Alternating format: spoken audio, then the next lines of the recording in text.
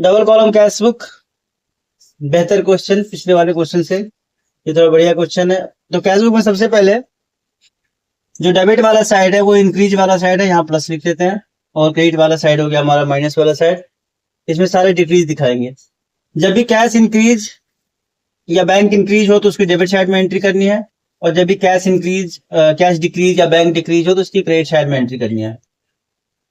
अब हम ऐसा कर लेते हैं कि इस कैश को, ये कैश जो बिजनेस का कैश काउंटर है और ये बिजनेस का बैंक बैलेंस है, तो हम ये देखेंगे कब कैश काउंटर में पैसे आ रहा है, कब बैंक में पैसे आ रहा है, कब कैश काउंटर से पैसे जा रहा है, कब बैंक से पैसे जा रहा है, और इसी को देख लो करेंगे। इसके अलावा कुछ ऐसे ट्रांजेक्शन्स हैं जिनमें कैश और बैंक इन्वॉल्व ना हो, वो सारे ट्रांजेक्शन्स यहाँ पे रिकॉर्ड नहीं होगा, तो उनको या तो यहाँ फुट नोट्स में डालना है या फिर उनकी जर्नल एंट्री करनी है। कौन से ट्रांजेक्शन फुट नोट्स में जाएगा, कौन से जर्नल एंट्री में जाएगा, इसके लिए ये जानना पड़ेगा। कैश बुक के अलावा और भी 4 बुक्स हैं, purchase book, sales book, purchase return and sales return. तो जैसे हमने परचेज गुड्स ऑन क्रेडिट करा, तो परचेज गुड्स ऑन क्रेडिट में कैश तो जा नहीं रहा है, ना बैंक की इन्वॉल्वमेंट है, तो कैश बुक में नहीं आएगा। तो फिर उसके लिए क्योंकि अलग एक बुक है परचेज बुक, तो फिर हम उसकी जर्नल एंट्री नहीं करेंगे, तो उसके लिए फुटनोट्स डालेंगे। वही लिखा हो मशीनरी परचेज ऑन क्रेडिट, तो मशीनरी परचेज ऑन क्रेडिट में भी कैश और बैंक नहीं है, तो ये भी कैश बुक में नहीं जाएगा, बट ये परचेज बुक में भी नहीं जाएगा क्योंकि ये मशीनरी है, गुड्स नहीं है, तो फिर इसके लिए हमें जर्नल एंट्री करना पड़ेगा। तो देखते हैं हम, कुछ ऐसे भी ट्रांजेक्शन होंगे जिनमें से कुछ पार्ट जाएगा कैश बुक के अंदर और कुछ पार्ट जाएगा हमारा जर्नल एंट्री के अंदर। तो स्टार्ट करते हैं। सबसे पहले ये सारे ट्रांजेक्शन हमारा 2017 का है, तो 2017 में हमें सबसे पहले बैलेंस ब्रॉट डाउन दे रखा होता है मार्च 1 को। हमारा टू बैलेंस ब्रॉट डाउन है कैश का 12,000 और बैंक का 36,000। अगला हमारा ट्रांजेक्शन है कि अब मार्च 2 को कि हमने कैश्ड अ चेक, हमने चेक को कैश करवाया, मतलब ये हो गया कि बैंक से हमने पैसे निकाले 15,000 एंड देन उसमें से 12,500 से हमने फिर सैलरी पे कर दिया कैश के थ्रू। अभी हम बैंक से निकलवा रहे हैं 15,000, मतलब कि हमारा जो कैश काउंटर है उसमें कैश आ रहा है और बैंक से पैसे जा रहे हैं। तो कैश इंक्रीज होगा तो यहाँ पे आएगा और बैंक डिक्रीज होगा तो यहाँ पे आएगा। तो ठीक है, हम इसको लिखते हैं। ये हमारा मार्च 2 को हो रहा है। हमारा यहाँ पे कैश इंक्रीज हो रहा है क्योंकि हम बैंक से पैसे निकाल रहे हैं। जब लिखा है कैश अ चेक, मतलब हमने बैंक से पैसे निकाल रहे हैं 15,000, तो हमारा कैश इंक्रीज हो गया 15,000। और इसी डेट पे मार्च 2 को ही ये हमारा सेम डे पे ये 15,000 बैंक से निकला, तो हमारा बैंक कम हो गया 15,000।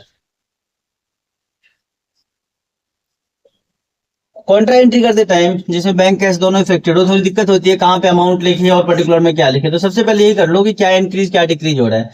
हमारा बैंक से पैसा हमारे कैश काउंटर में आ रहा है, मतलब कैश इंक्रीज हो रहा है, तो हमने कैश के इंक्रीज वाले साइड में इसको दिखा दिया क्योंकि हमारा इंक्रीज वाला साइड है, और बैंक के डिक्रीज वाले साइड में दिखा दिया। अब यहाँ पे हमने अमाउंट को कैश में लिखा है, तो फिर यहाँ पे लिखेंगे टू बैंक, और यहाँ हमने अमाउंट बैंक में लिखा है, तो हम डेट हमारा था मार्च 2, यहां लिखेंगे हम बाय कैश। अब एक ही ट्रांजेक्शन जिससे कैश और बैंक दोनों इफेक्टेड हो जाए, उसी ट्रांजेक्शन को बोलते हैं हम कॉन्ट्रा, और ऐसे ट्रांजेक्शन के लिए हमें एलएफ वाले कॉलम में ऐसे लिखना होता है कॉन्ट्रा।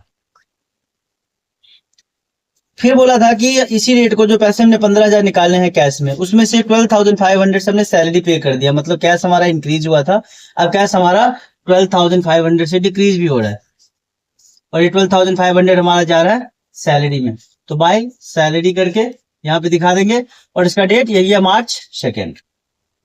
नेक्स्ट ट्रांजेक्शन है हमारा direct deposit by mister Sunil Seth in our bank 33,000 and discount allowed 100। कोई कस्टमर डायरेक्टली हमारे बैंक में पैसे जमा करवा रहा है, मतलब हमारा बैंक यहाँ पे इंक्रीज हो रहा है। अब यहाँ पे कंफ्यूजन है कि अमाउंट 2 दे रखा है। एक तो दे रखा है कि तो उसने डिपॉजिट करवाया हमारे बैंक में 3,000 एंड हमने उसको डिस्काउंट अलाउड किया 100। अब यहाँ पे दे रखा है कि डिपॉजिट 3,000 करवाया, तो हम ये कंसीडर करते हैं कि डिस्काउंट ऑलरेडी इसमें से माइनस है। जब भी रिसीव्ड अमाउंट दे रखा है, पेमेंट अमाउंट दे रखा है, डिपॉजिटेड अमाउंट, मतलब ऐसे केस में अमाउंट दे रखा है तो फिर डिस्काउंट को कंसीडर नहीं करेंगे, डिस्काउंट ऑलरेडी डिडक्टेड है ऐसा मानेंगे। तो ठीक है, ये हमारा मार्च 4 को जो मिस्टर सुनील ने करवाया था, मिस्टर सुनील सेठ यहाँ पे आएगा, एंड ये हमारा बैंक इंक्रीज हो गया 3000 से। अब यहाँ पे देखो 100 रुपीज का जो डिस्काउंट हमने दिया है मिस्टर सुनील सेठ को, ये डिस्काउंट हमारा हमने नहीं दिखाया। तो अब ऐसे ट्रांजेक्शन जो यहाँ पे नहीं दिखाते उसकी हम या तो जर्नल एंट्री करते हैं या फुटनोट्स डालते हैं। तो इसकी जर्नल एंट्री करेंगे। वैसे नॉर्मल एंट्री क्या होता है हमारा, bank account debit, discount allowed debit to Sunil सेठ।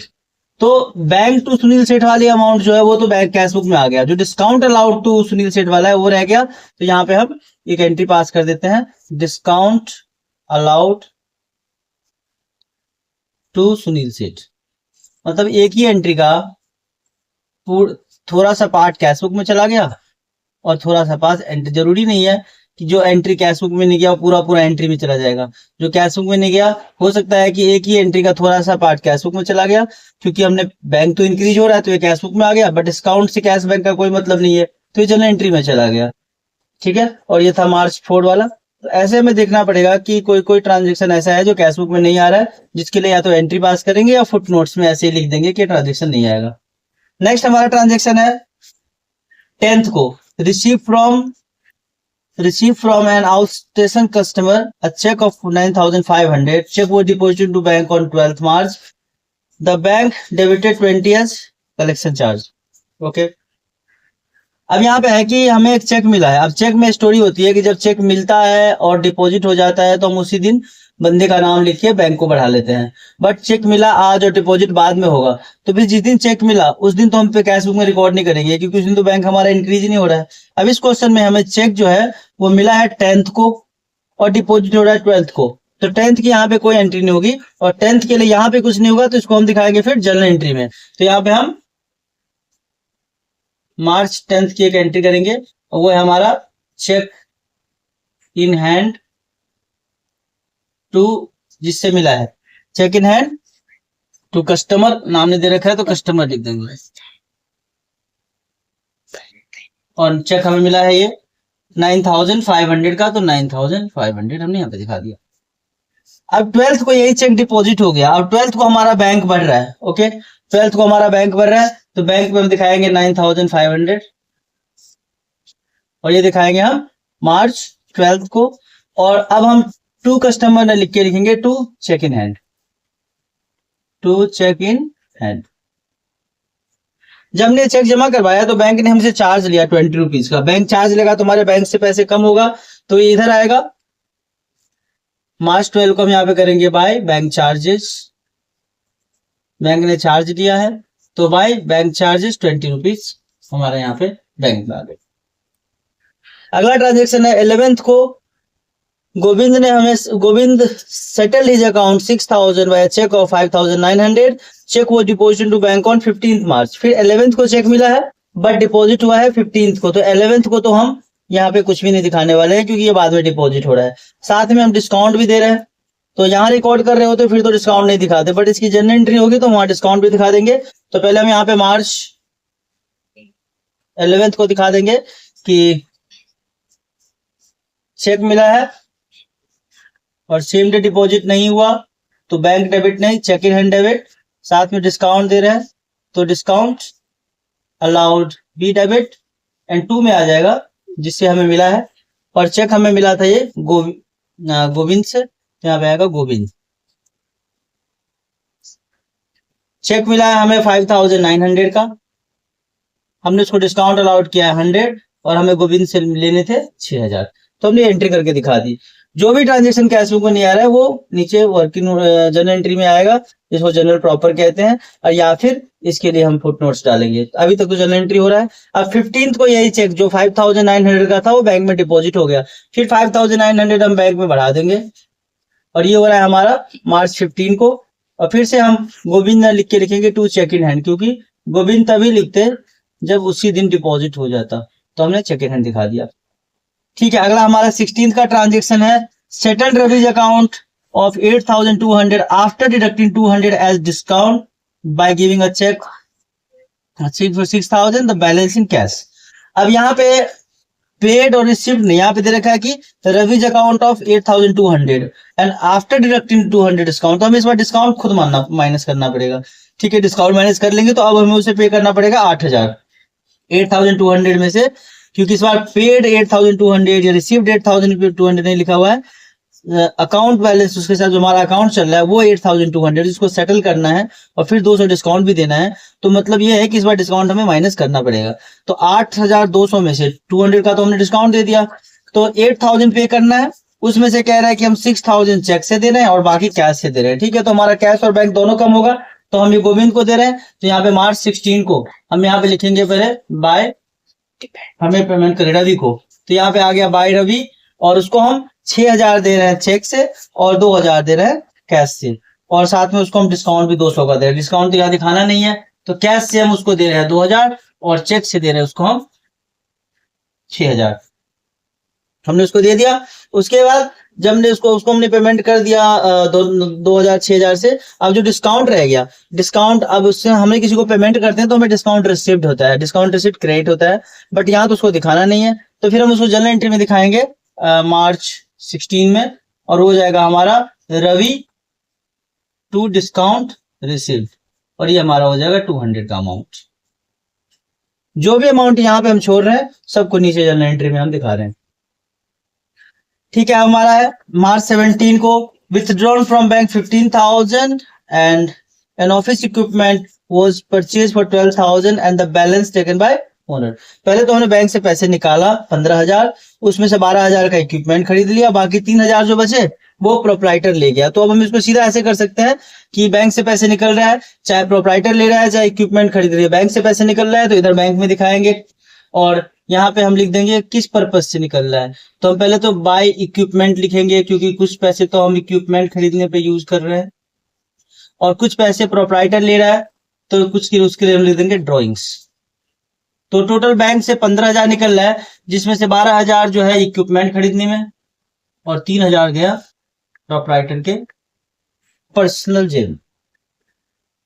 ठीक है, ये हो गया हमारा। उसके बाद 18 को है sold goods to Sanjay on credit. अब हमने गुड्स क्रेडिट में बेचा है, क्रेडिट में बेचने से ना तो कैश आता है, ना चेक बढ़ता है, ना बैंक बढ़ता है, तो फिर ये तो हमारे कैश बुक में नहीं आएगा, हम इसकी एंट्री कर देंगे। बट ये हमारा ट्रांजेक्शन का डेट है 18 को, तो हम मार्च 18 को यहाँ पे कर देंगे बस Sanjay to sales, Sanjay to sales, उसको हमने सेल कर दिया, और उसके सेल्स का जो अमाउंट है वो है 8,000 का, तो हमने यहाँ पे 8,000 और 8,000 दिखा दिया। उसके बाद है हमारा 19 को Sanjay return goods worth ₹500 and settle his account by cheque. ठीक है, तो अब हमें ये हुआ कि 500 का तो उसने हमें डिस्काउंट दे दिया, और साथ में 500 का उसने रिटर्न कर दिया, उसको हमने 8,000 का बेचा था, 500 का उसने रिटर्न कर दिया, तो रिटर्न कर दिया, उसको तो यहाँ पे दिखाना नहीं है। और उसने बाकी पैसे हमें दे दिए, चेक से दे दिए बाकी पैसे, और उस चेक के बारे में आगे कुछ नहीं लिखा हुआ है, मतलब तभी डिपॉजिट हो गया।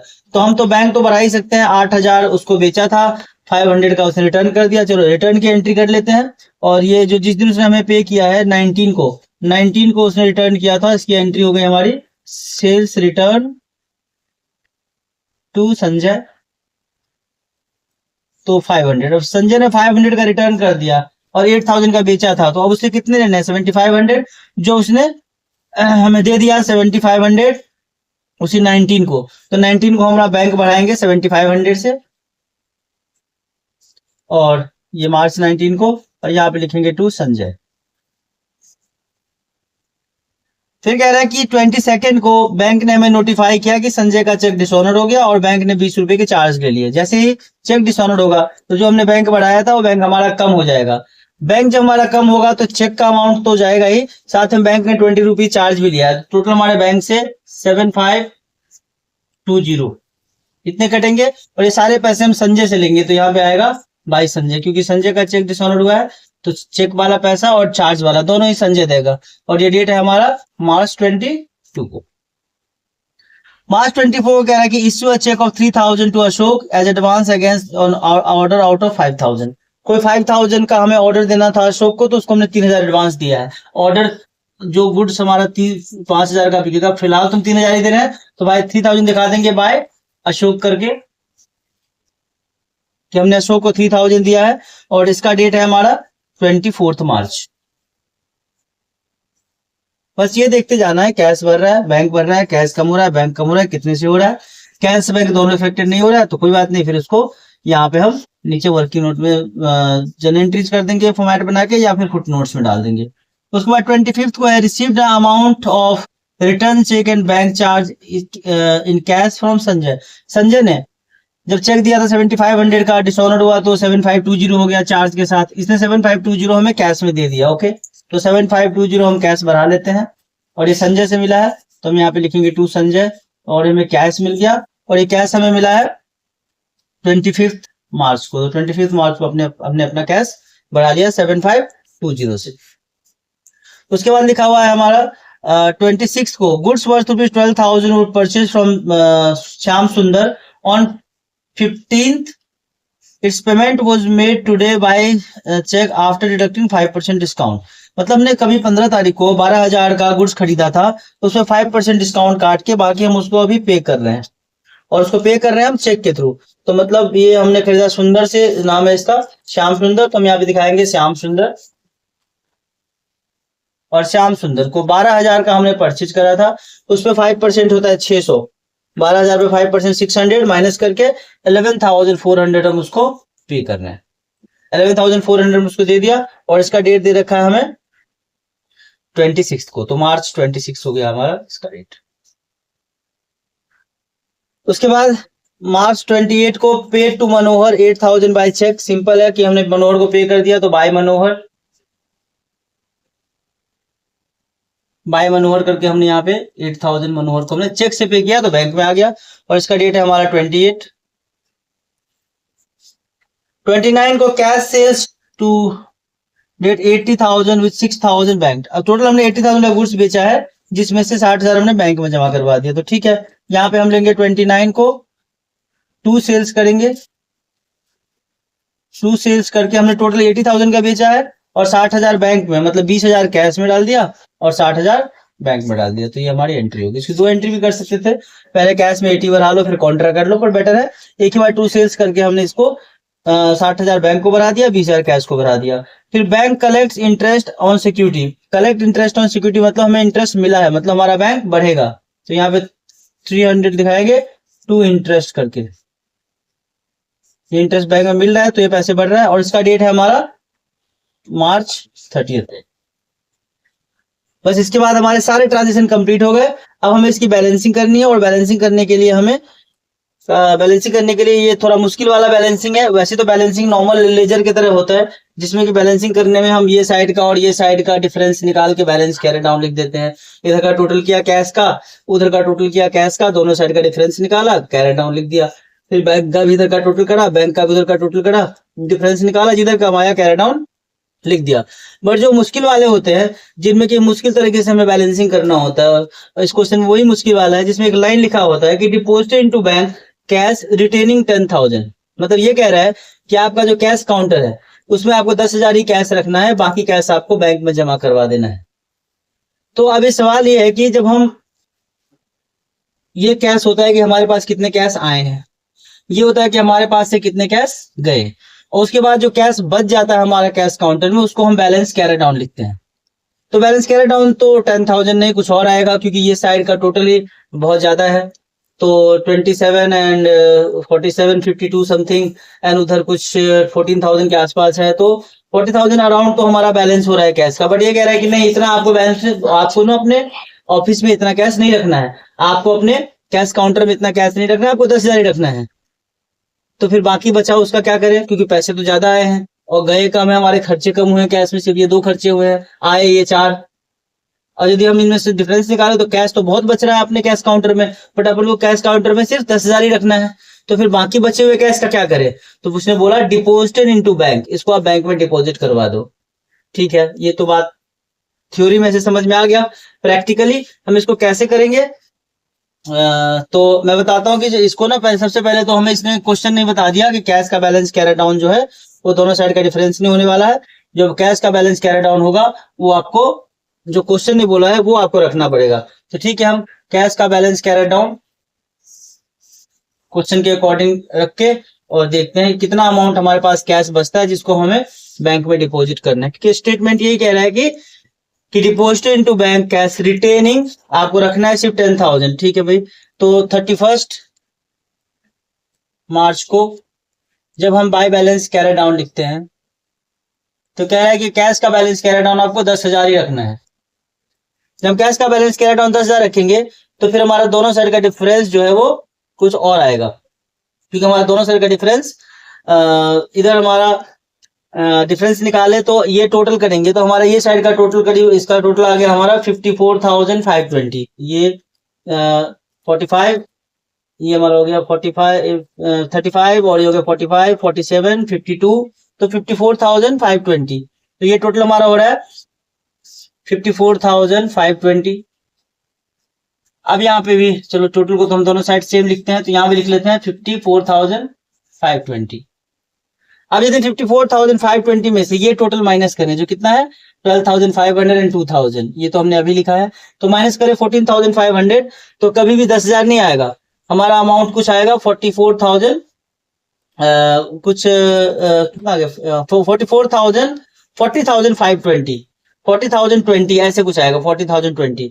बस हमें कह रहे हैं कि आपको 40,020 का बैलेंस नहीं रखना, आपको 10,000 का ही बैलेंस रखना है। तो फिर 30,020 जो है उसका क्या करें फिर, तो जो 30,020 है उसको आप बैंक में जमा करवा दो। मतलब हमारा दोनों साइड का डिफरेंस आ रहा था 40,020। बस कह रहा है आपको कैश बैलेंस मेंटेन करना है 10,000।